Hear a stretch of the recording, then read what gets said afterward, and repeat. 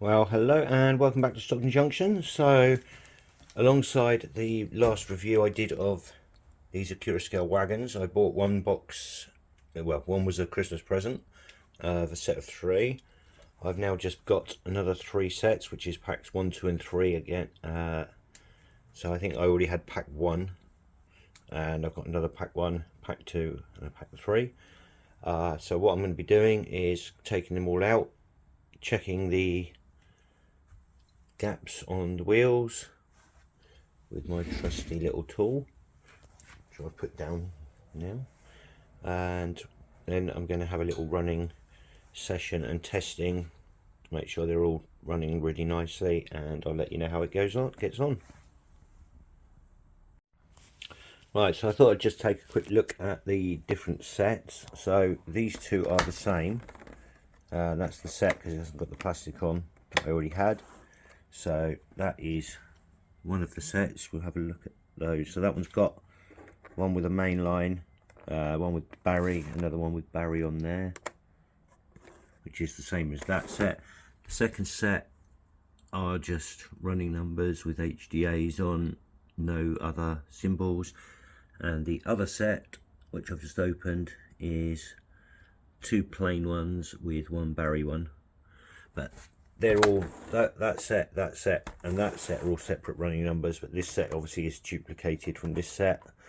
But when I've got the weathering on, so I will make sort of like cover up some of the bits so that you can't really tell, and from a distance running it's not going to matter too much anyway. So I'm going to get these all out the box and set them up, and I'll see you in a little while. So here is the full set of wagons, all out. They look really nice. Nice little rake there. I will be weathering all of these, which will be coming up in the next part of the video later on. But for now, I'm just going to be doing a testing running session. What I was saying now is a couple of things. So one, make sure you check all your back-to-backs, because one of the wheels was slightly too tight. Though it does happen on new models, so it's always good to check. I'd like to say Accurascale do great packaging, so these lovely boxes, really sturdy. And I know it's probably an obvious thing to most modelers, but keep your boxes, because if you don't have room to store all these and you want to take them off, you need to put them back in your boxes to keep them safe and secure. But also the resale value of models is better when they come boxed in good condition boxes. So you need to keep your boxes safe and secure, put them up on a shelf, put them in a cupboard, put them wherever, but keep them safe and so they don't get damaged. Always a good idea. So I will get a loco out shortly, and I'll be giving these a full testing around the layout, and I'll come back to you later on with a couple of shots of that as well. And then I'm going to move on to doing some weathering on the wagons. Right, welcome back. And so now I'm going to be doing the weathering on all of these wagons. I've taken all the wheel sets out for now, which will be painted separately. And what I'm going to be doing is following the tutorial done on the Accurascale website, done by James Makin. And the reason I'm doing it this way is it's great having a step-by-step guide in pictures, but sometimes it's just nice to actually see it being done in video format. So I'm going to have a go at it, see how we get on with it. So one of the first jobs that we needed to do obviously was remove all the wheels. That is pretty tricky, and because of these bits that sit there, you can unscrew them all, and I would advise that you take those screws out, take this bit out, because I've actually broken one of these on one, and these bits here do break off as well. So again, don't do as I do, do as I say, unscrew them. Had one piece fall off the end there, which is a little red piece there, so don't know why that fell off. It doesn't even look like it was glued at all. It's literally just there, and there's no sign of any glue on the tabs there at all, so I'm gonna have to glue that one back in on that one. So, but what the first thing we're going to do, because we're going to be using enamel paints for the wash, you know, for the weathering washes on it. The first thing we need to do is give it a nice varnish, and we're going to be using the Rail Match gloss varnish as per the James Making tutorial. And I'm going to be literally using pretty much all the same paints apart from a couple, and changing a couple of little bits. So for mine, in his tutorial he does all the insides. I've got loads to go in all my insides, so I'm only going to do the top edges on all of mine and then fit the loads in permanently. So I'm also thinking about adding a weight to each wagon, just one weight, just to add a little bit of strength, you know, sort of traction for them. They are reasonably light. They don't seem to have any weights added to them, well, I can't see any anyway. I might just add one bit to each wagon just to give them a bit of extra traction as they're going round. So I'm going to spray all of these with the gloss varnish. I won't show you that, I'm sure you know how to spray. And then once these are done, they need to be left for a good 24 to 48 hours to harden off before you start doing the next stages. And the reason we're going to do the gloss is to protect the coating that's underneath for a start, and it also means that the way that the acrylics are worked, the enamels are worked afterwards, it will be easier to work with them. And this is an enamel gloss varnish as well, so I shall see you shortly. Right, so we're now getting to the stage for the weathering. As I said, now I did make one rookie mistake. I sprayed, which I think I said in my previous video, I sprayed them all with gloss varnish. No, you spray them with matte varnish, not gloss varnish. So I had to respray all of my wagons with the matte varnish. There's still a tiny bit of gloss here and there, but not enough to worry about, but they're all mainly done matte again. So we've got the wagon, I've taken the wheel sets out, and we'll paint those separately and then reinstall those. Just a couple of things, I have had a couple of issues. I've already done the first coating on all of the wagons bar this one, so that I can show you the whole procedure all the way through, and I'll do the same with each different layer. But yeah, I've had a few bits like these. Some of these you have to be very, very careful. This bit here, that tiny piece there, I've had fall off. I've had other little tiny bits fall off. They do come out quite easily. I even had one of these pieces here come off, but that was easy to glue back in. But the one of these that's come off, which is there, the tabs for gluing it in are minute, and I've tried super gluing it in. There's a bit of stuff stuck on it, and I couldn't get it on. So what I'm going to do is I'm going to finish the wagons and then put them back on. I've got another little one of these that's fallen off as well, one of the wagons, but I'll have to look at them when I've finished and see where we're going. So what you need for this is you're going to need the enamel paints. Now, if you haven't used enamel paints before, just remember they're not water soluble.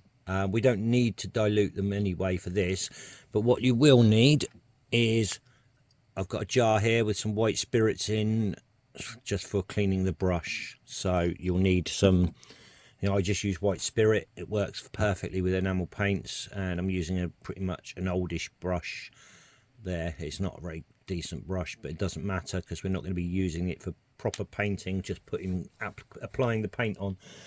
The next thing you will need is some cotton buds. You can use kitchen towel, but I find these are good because they get into places, and there's a couple of little bits that I do that actually help with getting into certain things, which I'll show you as I go through it. But these, I bought these in Aldi, about 43 or 45p a box, pretty cheap. I bought a couple of boxes, and as you can see, I've done 2, 4, 6, 8, 10, 12. I've done 14 wagons with just the first coating, and I've already used about a third of a box. So you do need quite a few of these. I mean, just for doing this wagon here, I'll probably get through, you know, probably about 6, maybe 7. So you will need quite a few. So I put some out on the side ready to work with. Put the box to the side out the way. But I'll show you what we're doing in a second. I'm just going to be pausing the video in a sec, so I'm going to do something quickly. But the first coat we're going to be using is Matte 113, and that is, like I said, a Humbrol, and it's an enamel paint. Do not make the mistake of buying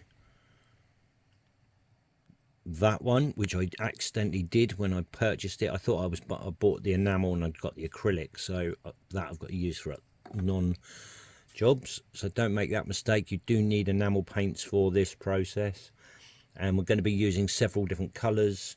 I've got Phoenix Paint Roof Dirt Matte, which I'm using for the wheels. We're going to be using Track Dirt Matte for the next coat. One of the other coats will be the Dirty Black, so we'll need that one as well. So they're all Phoenix paints. I bought the big pots just because I've got obviously quite a few wagons to do, and I want to use them again for other projects as well. So they do smaller pots. These are quite big and they're a bit more expensive, but I think it's worth it if you're going to be using them. So I shall move on now to the next stage. Right, so I'm ready to get started, but first of all, just show you some of the ones I've done to start with. So as you can see, it's actually showing up shiny on there, but it's not. Now I haven't done the full interior of the wagon inside because I'm going to be putting coal loads in, so I'm only going to see the top edge. But obviously if you're running, you want to run empty wagons, you'll need to continue this method all the way down in through in the bottom as well. But as you can see, the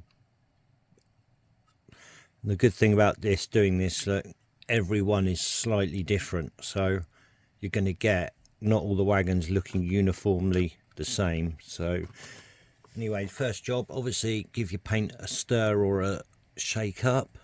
So I'm just going to give it a shake just to mix it and open up my paint pot. Now, one thing I do find is this one's not too bad actually. When the paint's new, sometimes if you just put the lid over like that, it'll just pour off the side. I had it and going all over my board, which was a bit of annoying. Right, so you need to work in small stages because obviously the paint will dry and you'll end up with loads of paint that's hard to get off, and you'll end up having to use thinners to get it off. So I'm just going to use a little bit of paint, and I'm going to start off. I do this bit first, and obviously don't forget, this isn't my method. This is the method that's on the Accurascale website, so it's on there in writing, but I thought that sometimes it's better to watch somebody doing it. Some people prefer that than just reading an article with a few pictures. That way they find it easier to keep up with and understand. So I've just done that bottom edge in there, and I'm just going to take my cotton bud now and start wiping away.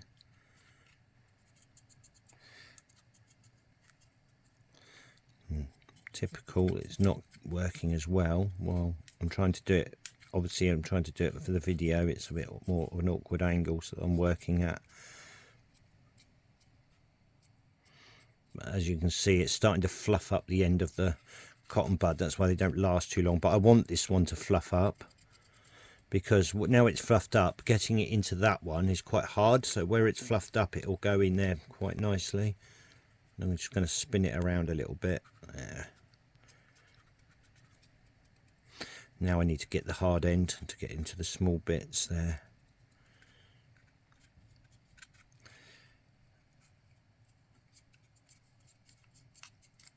I'm just gonna keep rubbing, taking most of the paint off, and obviously how much you leave on there is up to you. Now on the tutorial on there, they do take quite a lot off. I've opted in some places to, like there, to leave it quite thick, whereas that side's quite light. That's more how they show you how to do it. It's more this bit here, but I want mine to be quite heavily weathered. I think it looks quite good, so I've sort of like done some that are more thicker bits than others, and we've got multiple layers to add to this later. But as you can see now already, it just looks 10 times better. So now again, and work on one side to start with.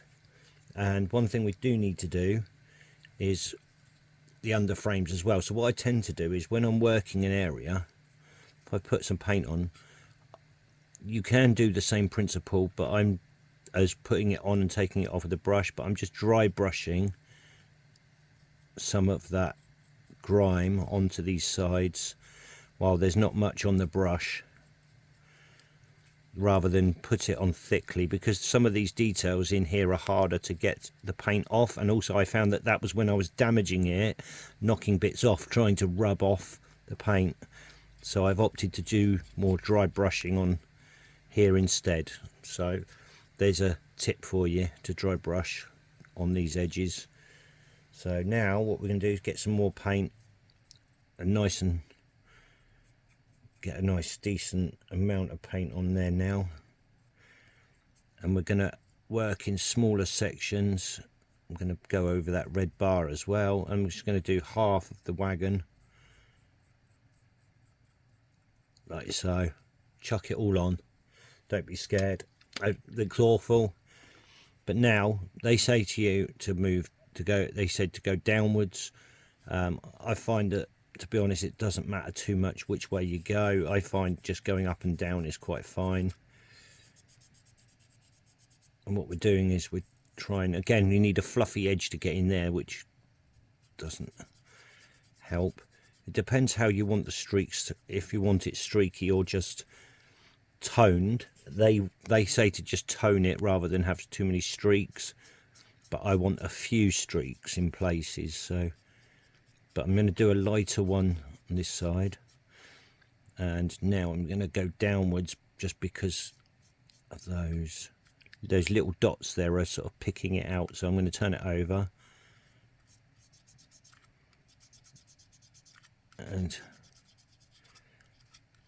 it's hard to do it with the camera, but now that I've got a bit of a fluffy edge, I can get down in there, under there a little bit as well.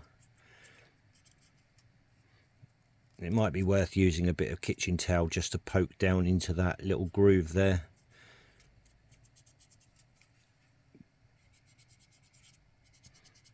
But I'm just going to keep rubbing at that, get a nice even coating. And look, as you can see, that's already drying there, so this is going to be tougher to get off already. That's why you don't do too much in one go. I'm just going to chuck that cotton bud. It's because I'm trying to talk and show it on the camera. I'm sort of going a bit slower, so. But if you keep rubbing at it, it will on. But you can see the difference there. Already, it's toned down nicely. The real bright silver. These in use, they wouldn't look like that, because they'd look like that when they're brand new, maybe once, and that would be it. So. Just going to continue, and I'm sorry if at the angle, I'm going to put it at the angle I need to work on it, and then show you, because otherwise I'll be working too slow. So but you'll see it's literally put it on, take it off.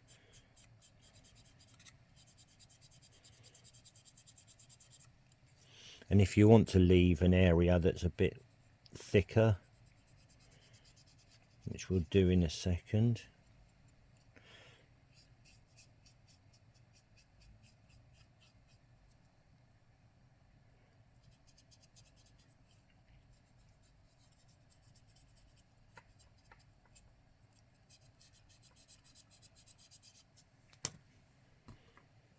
See, I'm on my third cotton bud already and I haven't even done one side yet. You do get through a lot.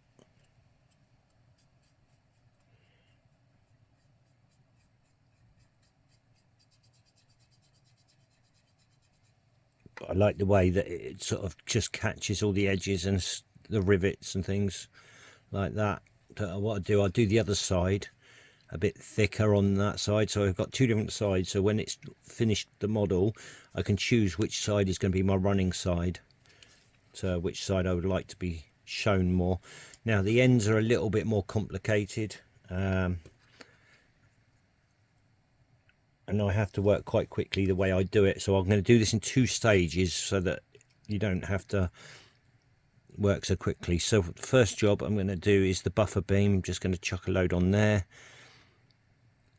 load on the base there, a little bit round there, and what I'm also going to do is I'm going to dry brush a little bit onto the actual couplings and the little coupling hook, just to blend that in so it doesn't stand out so much. And there's a little barrel-y bit there, I'm going to put some on there as well. So, and then we're just going to get in there and take off some of that straight away. Now this is one of my little tips, because getting into there is quite hard, so you need a real fluffy end. Now I find that as soon as you start doing this buffer beam, where that hook is, there's some bits and pieces there. You can see, look, it's already fluffed up the end quite nicely. That will be helpful in a minute. So I'm just going to finish these bits off before they dry up too much. So I'm just going to change the angle a second so I can get in there, because I don't want it overly weathered. I don't want it to dry too thick.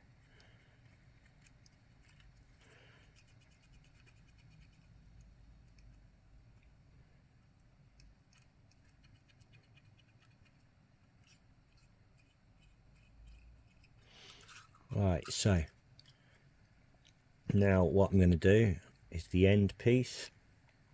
So we're going to chuck that in there. Now I also have found that this piece here is just glued on across there. I've actually had a couple come loose and had to re-glue them, so you need to be quite careful with those. And also, if you want a nice even coverage, make sure you get all in these corners, because it will just come apart. It won't look right because you'll have a bit of silver showing. So, but doing those bottom edges there as best you can. Now this is where the fluffy bit comes in handy, because in there it's quite hard to get in, so I'm gonna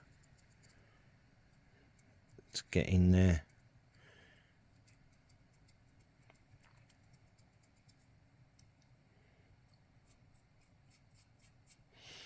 And I'm just going to use another cotton bud now.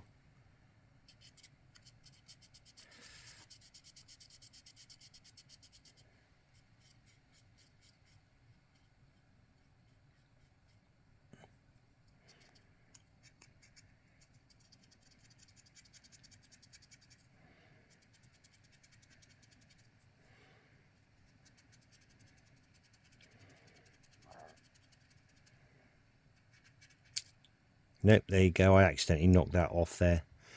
I did hit it a bit hard, to be fair. That was my fault. But they aren't really very well stuck in, to be fair. There's a lot of small parts on these wagons, and that's a downside as well. But it's not too bad, because I can just do that with that whole piece now, and then glue it back on once it's dried. It's not a big deal, so I don't mind really. There we go. Let's give that another quick wipe on that side. So that's the end done. I'm going to just continue and do that side and that and the other end. Actually, no, I'll show you, because you want. I was going to do a bit different on this side. So I'll just whiz through the bottom piece, because that is pretty much the same as the other side.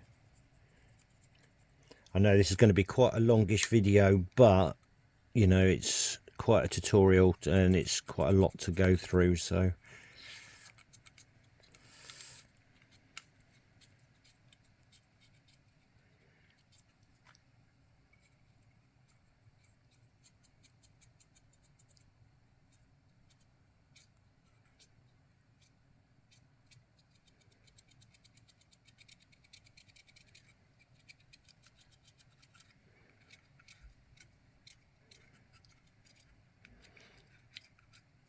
one thing I did do is I practiced on a cheaper wagon to start with. I had an old Hornby one, as you can see. I've practiced on that side, and I've also done the next layer of paint, which, as you can see, the difference is quite substantial, because I mean that's the same as that pretty much, and then that's the next layer of what it's going to look like, so it does look quite good. Yeah, but that's the thing, just, you know, if you're not sure, practice on another old cheap wagon or something.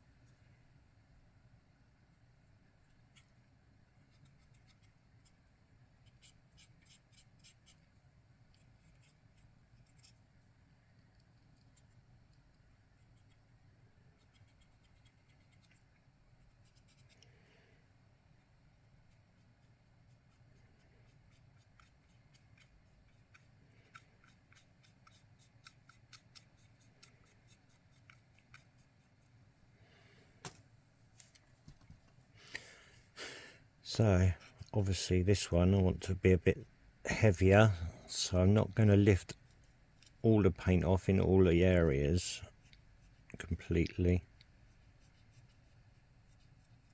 Take off the bits on the signs. I'm going to actually cover that sign up a bit more.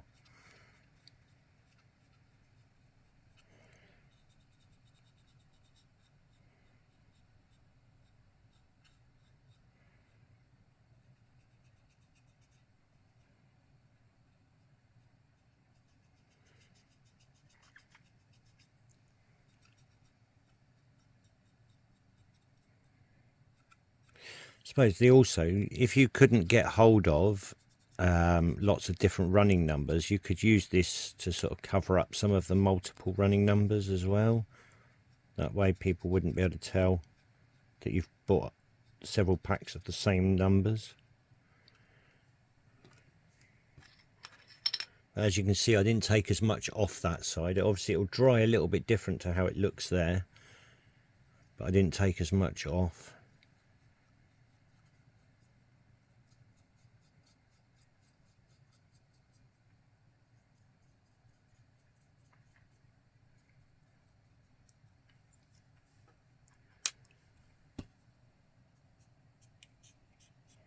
Also, when you're doing the side here and you've just done that edge, look, if you look there, I don't know if you can see it, like there's a bit of a thicker bit around that corner, so just sort of blend the corner a bit, otherwise you'll get like that, you'll get a line.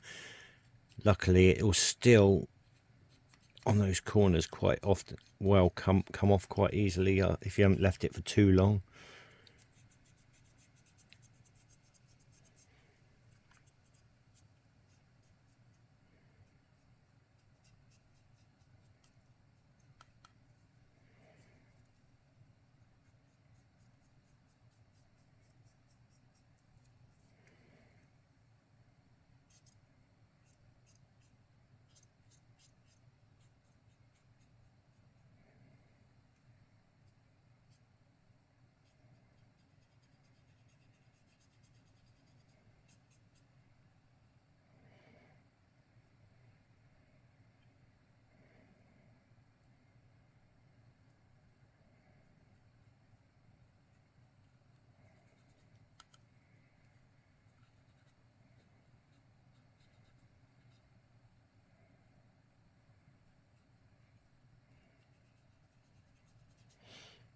So all I'm doing is I'm not taking off quite as much in all of the areas to leave that one as a quite a thick, gungy looking one.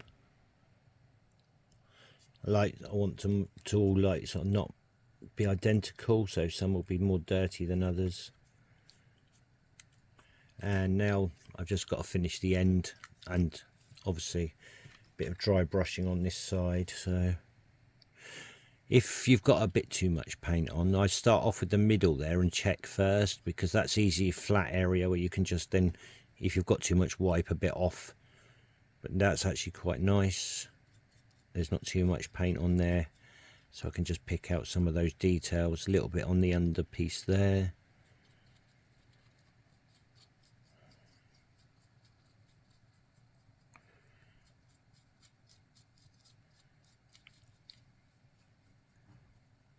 And you could use this same principle for painting trains and coach bogies as well, just obviously a little bit of dry brushing. So I'm going to pause the camera while I finish this piece off, and then we'll move to the next section. Right, so I've done that end. I've also made it a little bit dirtier than the other end. The thing you need to be aware of is paint from when doing the outside edges gets on the tops, so you don't want it all thick. So just give it a quick, before we do the next stages, just give a quick rub around the top to make sure there's no paint sticking and drying.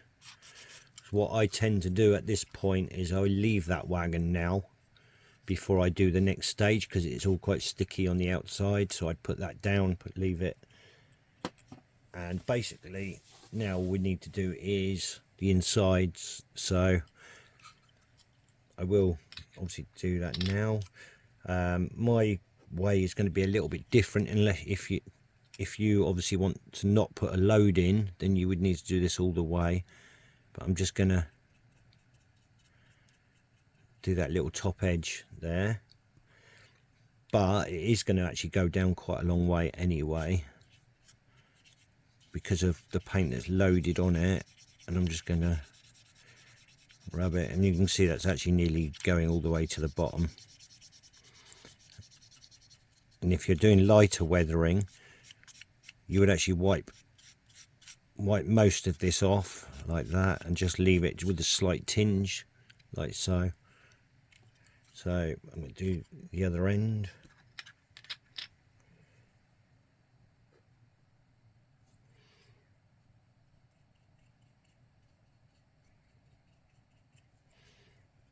I'm only going all the way down with this just to even the paint look out, you know, to make it look even.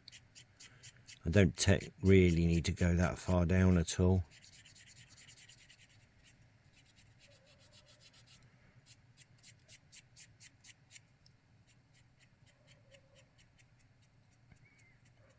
A nice thicker part on there. So I'm going to leave that one like that, looking a bit dirtier.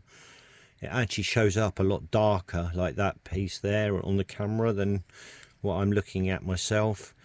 And then obviously you can do the same around these inside edges as well. So, but these do dry fairly quickly. So what I find, there's a little bit of a ridge there. This piece here on the top is actually loose. It will come off. It's where they put the ones with the tops on. So it's a separately fitted piece. In fact, I've just realised I've got that edge up there where you can see the edge, so I might have to actually go in and do that one. But yeah, anyway, I'm going to finish this piece first.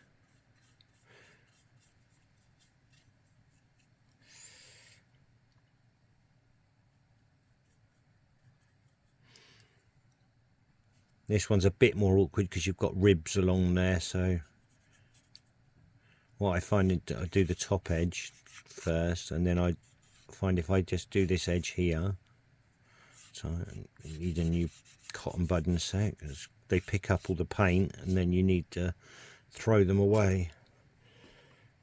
So, but yeah, if I do that top edge first, I find it's easier. Now it is really hard to go up and down on these sections.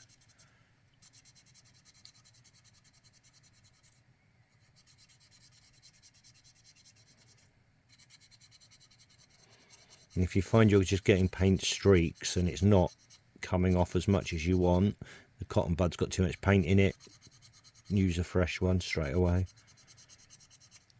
The only bit you've got to be a bit careful of is these corners here. Ooh, got paint over there.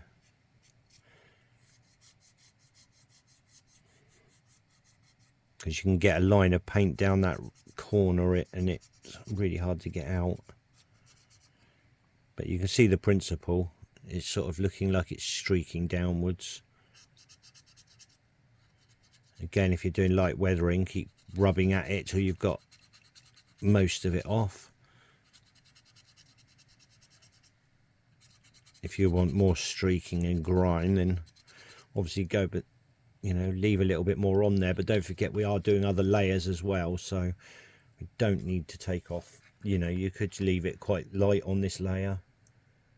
It depends how filthy you want them looking.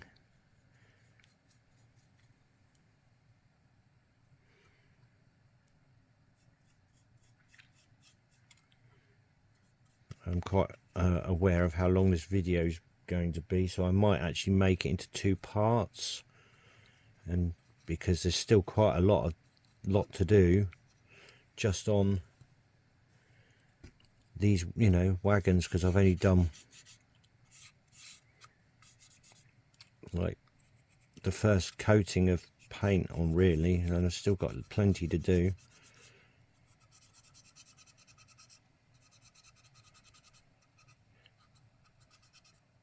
But I mean, the next layers are all pretty much doing the same thing, but just layering different colors. So don't know if I need to go through the whole process of that, but there might be some people out there that would like to see the full process, so I probably will film it.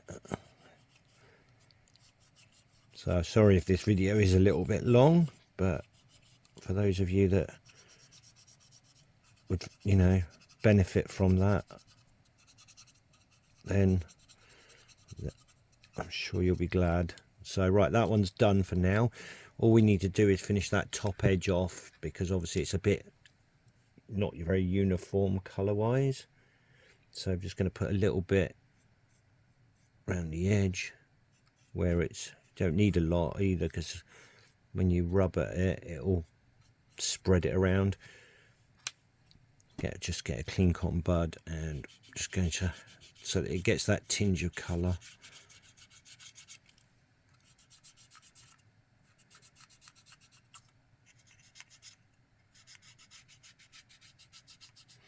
And that's done. Just make sure none's gone over the edges when, like there, got a little bit stuck there, so just get rid of that. And that one is done for the first layer. I need to glue that piece back on. The next layer I'll be putting on, I'll show you in a minute. But I'm just going to pause the video, take a break, and be back with you in a second. Right, so what I have done already is started the wheels while I was waiting for these first coats to dry in between layers. What I did was start the wheels. Just one quick thing, at least leave, once you've done the first coats, leave them for at least 2 days or more to fully harden off. These have been sat here for, some of them for nearly a week now, before I go to the next stage. So what we're going to do is I'm going to use the roof dirt mat. Now I've already given this a shake up.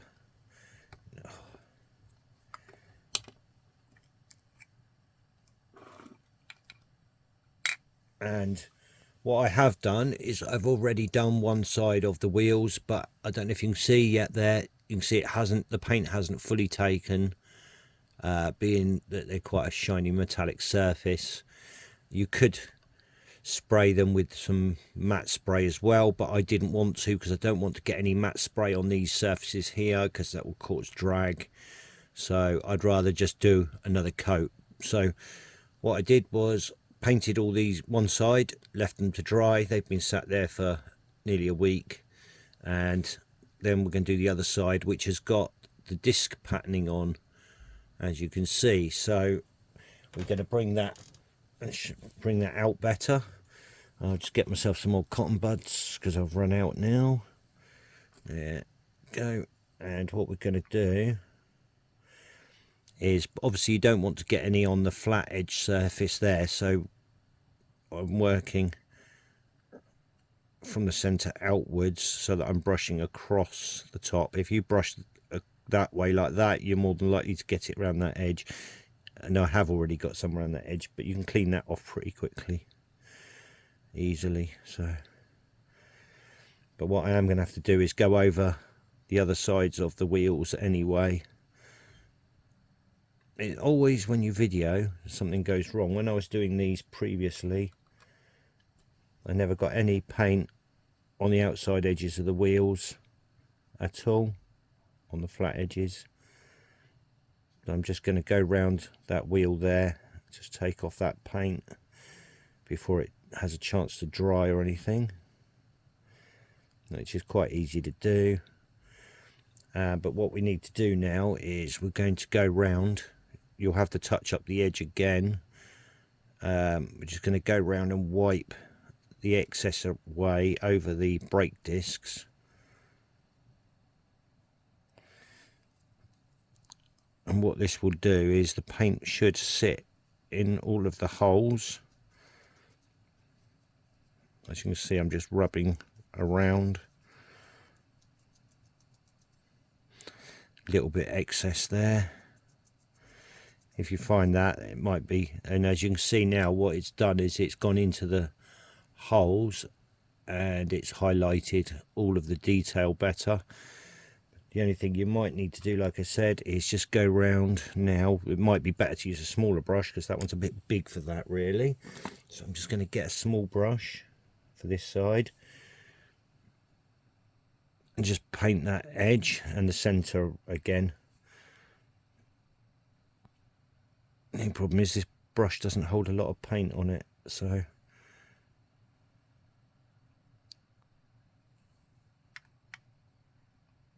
that's a bit better. Get a bit more on there.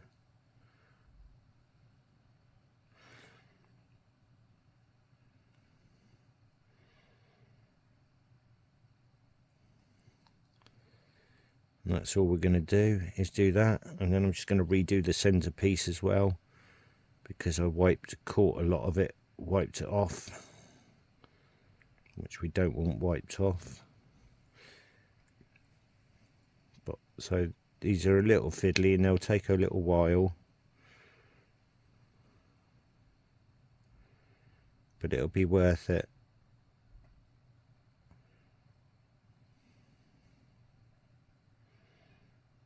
So yeah, so that's all we're aiming for there. Just make sure it's a bit thinner, and then, oh sorry, out of focus there. So, and then obviously I need to redo these sides as well, but I find it's easier to do one side at a time, really, because otherwise it's more harder to work on the wheels both sides at the same time. So I'm just going to leave that to dry a few days. And obviously we don't need the wheels just yet anyway, we've still got loads of work to do. But if you're waiting for drying on the actual main units, obviously do some wheels in between. So I'm going to get rid of this paint because I just wanted to do one to show you. I'm going to do the rest of the wheels once I've done the next stages. While I'm waiting for those to dry for a few days, I can be doing all the wheels. So, but obviously I need to get that videoed, so I'm not doing it in order really. So I'm just gonna pause that, get prepped up, clean my brushes, and be ready for the next stage. Right, so I've got the next paint, which is the Sleeper Grime Matte, which I'm using. Now, I did think at first, when I thought this was a bit runny and a bit dark, but actually You probably can't see the dried bit there, but it actually dries quite a nice colour. It's actually quite good. So obviously the first, all we're going to do is exactly the same as previous, apart from I'm not going to go through all of the under frame.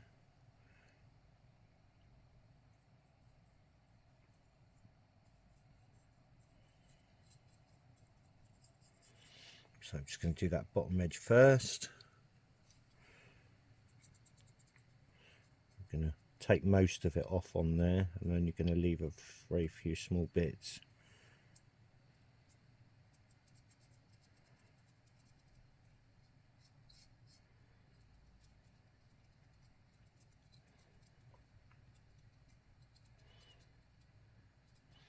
But this is where you've got to be, you can be a bit clever as well. So if you've got some streaks that you like of the one colour, so I've done the bottom edge there, that's just a little bit darker there.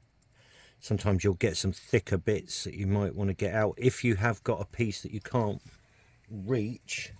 Obviously I've got toilet roll here, but ideally a bit of kitchen roll.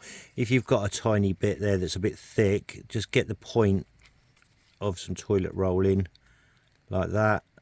That will quite often get into some places where the cotton bud won't reach. As you can see, I've got a little bit of paint on there on the point, so it's a little option. But if you have, say like here, I've got some dark streaking, when you're putting it on, we'll try and sort of like remember where it is, and then maybe take a bit more off where some of that other streaking is and leave it a bit thicker next to it, so you can actually see both the colours. But we'll get to that one on the other side. So yeah, this stuff's really, as you can see, quite runny, this precision paints, but it's actually really nice paint. But again, don't work in too large sections.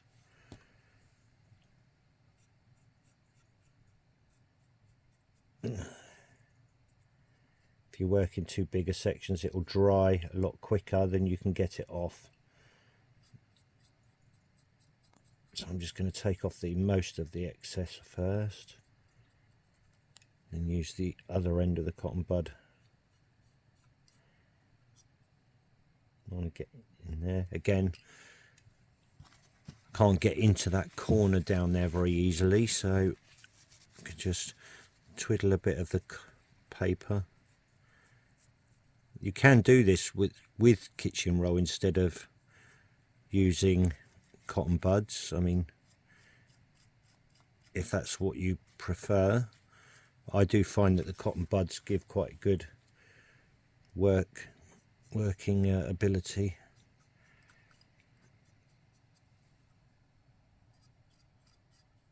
This side I'm going to take off more than the other side anyway, because this side was quite thin. But I've left that too long where I was messing about, you see, and it's starting to dry already. But if you rub hard, you can see it will come off. But what you don't want to do is take off the other layers that you've already put on.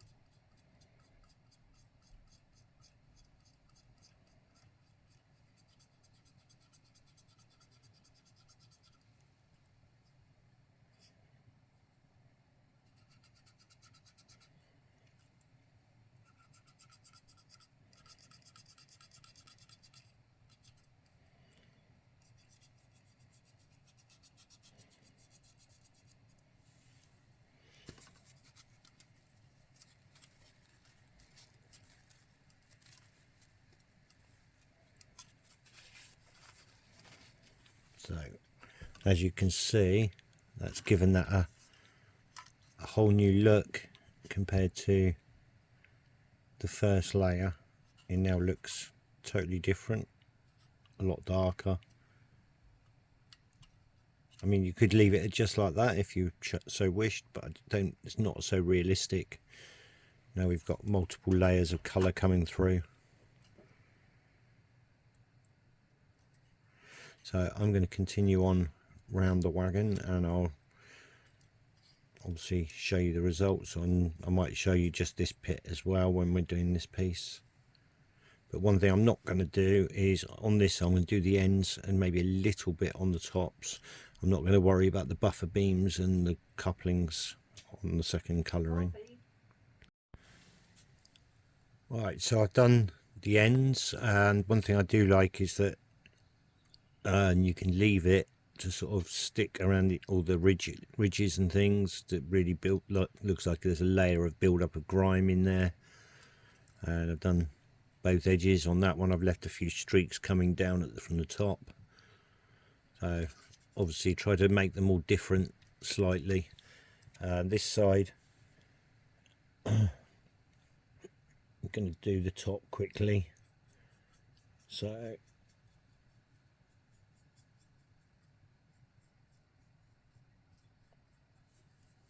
you know, don't be scared, you know, just get in there.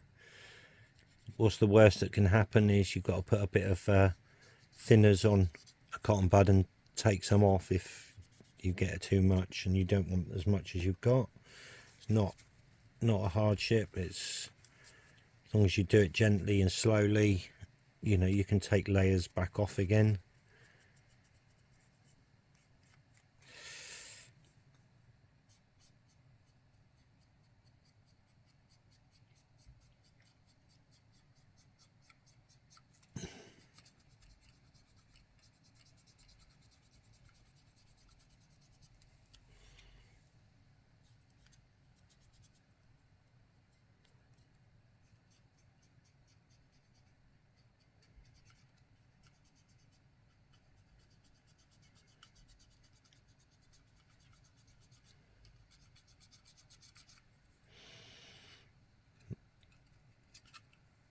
So I know that there's a previous colour there, so I'm going to take a little bit more off in those areas so that some of that will shine through.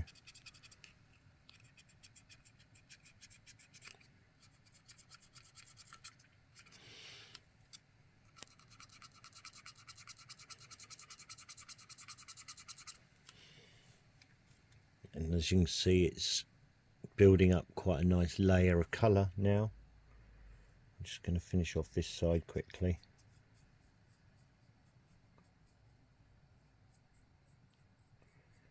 I haven't done that bottom edge yet either, which I normally do first, but I've got some in there. It'll be fine.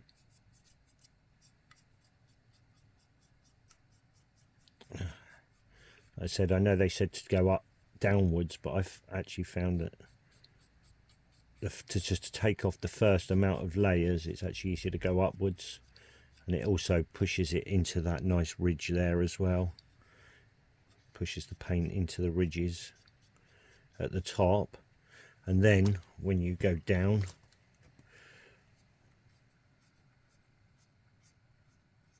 it does leave some nice streak lines like that there, where the layer of paint is built up at the top. You can get some nice streaks if you want streaks. Depends on how you want it, obviously. As you can see, I'm just clearing the bottom layer more there and then leaving more streaky parts at the top.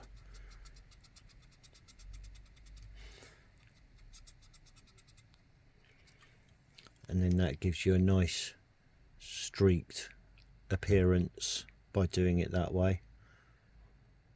And I quite like that. I think that one looks really good. I'm quite happy with that one. So I've just got to do that bottom edge there.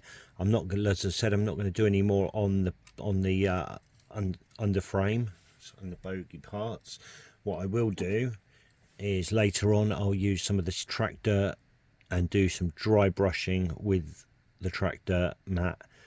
Obviously we're using the sleeper grime, which is a darker colour. I don't want too much on that, so we will leave it at that.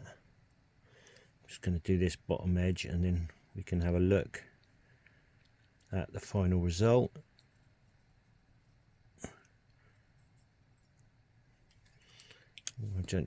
I forgot to get this corner out of there as well. Also, one thing, if you do like there, I've just missed that bit completely. I'll just do this bit first before this has a chance to dry too quickly, because that's the problem, this stuff does dry. Let's get the excess off.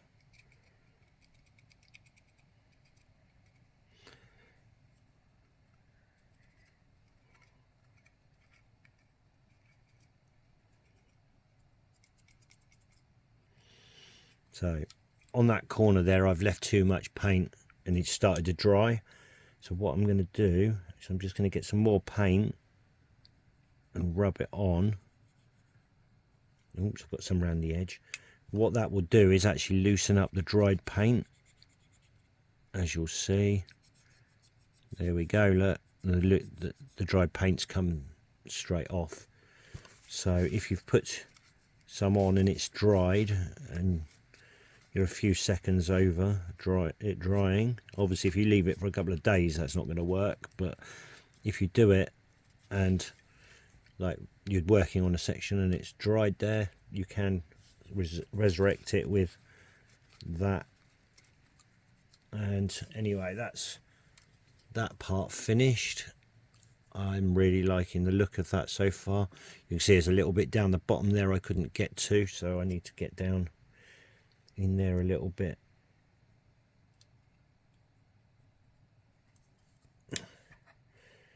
I'll get the tissue in that one, I think.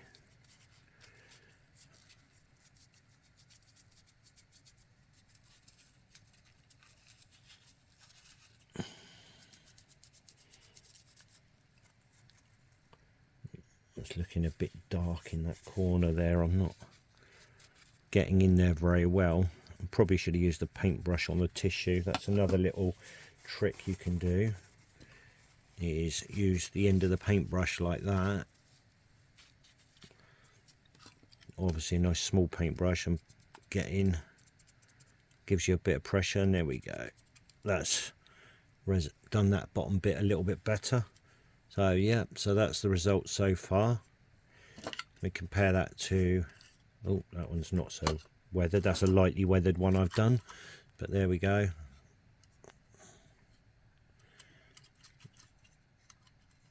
And you can see how I've done some different streaking on that one. But yeah, the result I think is really good. And that's just the second layer. We've got another layer to do. Don't forget, we've got to do all the inside edges as well, exactly the same as we did the previous one. So, but this is what I was on about. That's if you rub off the first layer more, you're going to get it like that. Whereas some weathering on there, it has got a tinge of the colour, but it's not as bad. But obviously we're going to get the darker colour over the top anyway. Yeah, that's it so far. I'm gonna, like I said, I'm going to finish that off, and I'll just show you when I'm ready to do the next stage. I'll show you what they look like when they're completed with this stage. Well, we're back in the railway room. I've done all the main weathering on all of the wagons, and we're ready to do the last stage. Now, if I just move the camera a tiny bit so you can see the scales. So, an unladen wagon, put that on there, and that weighs in at 50 grams. Now, they say that the minimum should be 25 grams per axle, so 50, it's gone up to 52, 51, it's sort of teetering on 51. So they do say that 25 grams an axle is the sort of minimum you want. So you're really looking at between 50 and 75 grams per wagon. Now, bearing in mind, I'm going to be pulling these with a class 37. I have got helixes, so they're going to be going uphill, so I need to be careful on weight. But they're going to be pulled by a 37, which is a power horse, so not too much of a problem. The problem is, I found that these do derail very occasionally because of they're quite light. So it's gone back to 50, 51, so it's teetering. So what you can do is add weights like this that you can buy off different places. Now you could stick a weight on the bottom here, but you would see it through the side there sticking down, and you'd have to really paint it to blend it in. I don't want to do that, so what I'm doing is I'm trying a 10-gram weight or a number 10 in there. Sorry about the noise if you can hear the train running around. I've got one of my other 37s just doing a run round cleaning the tracks before I do a running with these wagons. So I've put one of those in, and as you can see, that's straight up to 60. So it's not up to the 75, but it's 61. There you go. But that's enough for me. It adds enough weight to make it feel just how I want it. So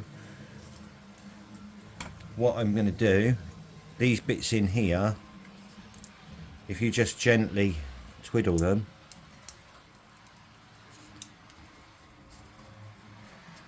they do come off. Look, even one of the pins is on there because they weren't glued in. One stayed in, but I'm not bothered about this because I'm going to be putting loads in. If you're not putting loads in and you want them just weathered on the inside, then obviously your only option is underneath in the middle. Don't put them at the sides unless you're putting two very small weights, but I would centralise the weight nicely if I were you. So I'm going to keep these parts in the boxes. The bits that I take off these, I'm going to keep them in the boxes, so if I ever do sell them on, then they're there for anybody.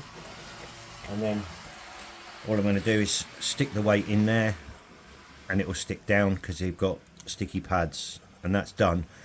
Now, I bought the coal loads from eBay from a guy whose company name is Tomahawk Productions.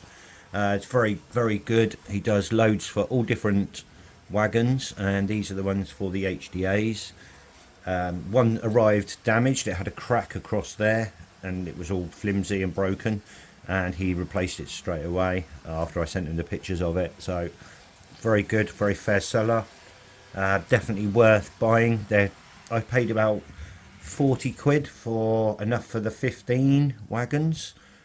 So, you know, at the end of the day, that's good. When you look at other places selling 9 quid for 3, it's a pretty good deal. So when these sit in, I'm not going to glue them in at the moment, just pop in like so, and that absolutely finishes it off perfectly. I am so happy with these wagons. So what I'm going to do now, I'm going to finish putting all the weights in, and I'm obviously very aware that this is a very long video today, but to be honest, with the weathering process that's gone on, it needed it. One thing I did do is do a dry brush of just some a lighter brown, a sleeper grime I think it was, just over some of the axles, just to highlight a little bit more, and that was literally just dry brushing, very easy. So these are now ready to be run. I'm going to get these all set up, and then I'll show you them when they're all in place. Right, so all the wagons are done. I was one weight missing to do the last one, so the trading wagon hasn't got any weight.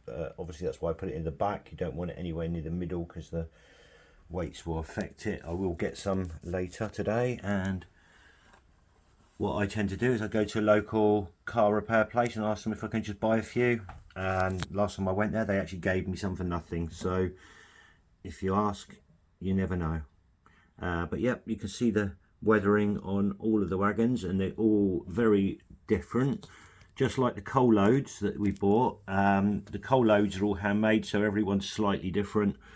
And if I go through all the wagons, you'll see that the weathering on all of them is very, very different. That one's extremely lighter, but yeah, they're all different as you go through. some more heavy than others, and obviously the other sides are different as well. And I chose to put the brake disc wheels, which you can see there, on the sides facing that I preferred the side of the weathering. So obviously I chose, and that's my nice 37 coal livery sector, or coal sector livery. But yeah, I think they look absolutely fantastic. I'm happy with what I've done, and I will do some running shots as well. Just a couple, just quick ones, as the video is already long enough, so you can see them running through the scenery section.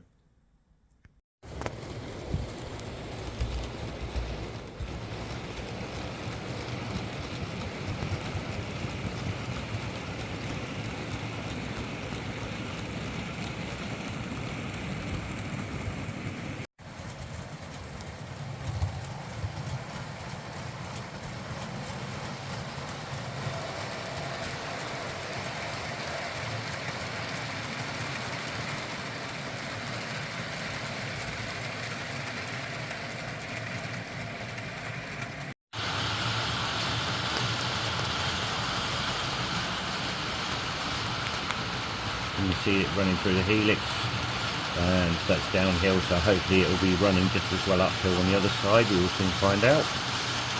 Depends if I put too much weight on the wagon.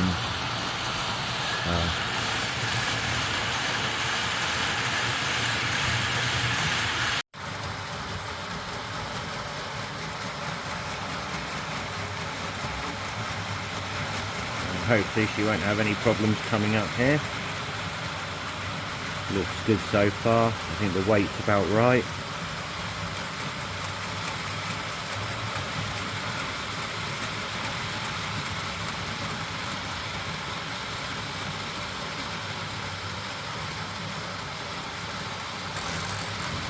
Oh, sounds like a derailment there. Yeah, so I have had a couple of minor derailments. That might be because some of the axles were a bit stiff when I put them back in, so I need to check those, but I'm pretty happy with it all so far. But that's the thing, we all get derailments, don't we? So, but yeah, it's looking good. I'm happy with them. I'm just going to stop the train there, and that'll be the end of the video. I'm sorry it was a bit very long today. Just another quick thing, in my last one of my other videos I put about the couplings on here. I found out what the problem was, so I'll just show you there. If you look in where the NEM pocket couples in, there's a little notch.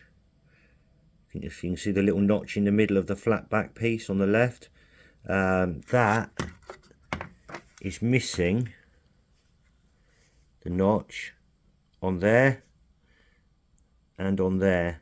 Both ends and notches are not there. That one's not there completely, and that one's just completely worn all the way back.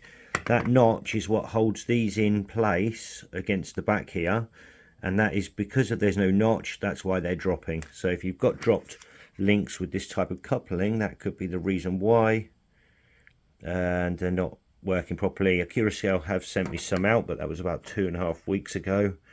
I haven't received any yet, but the post is very bad at the moment. But yeah, you can see the notch there on that one. It holds that tight into there. Without that notch there, it's just going to be loose and drop down. So that is the reason why. Anyway, thanks for watching. I hope you enjoyed this video. I know it's a very long video, but I think it was worth it, because there was a lot to cover through the whole process of the weathering. And thanks. I will see you all soon. Bye for now.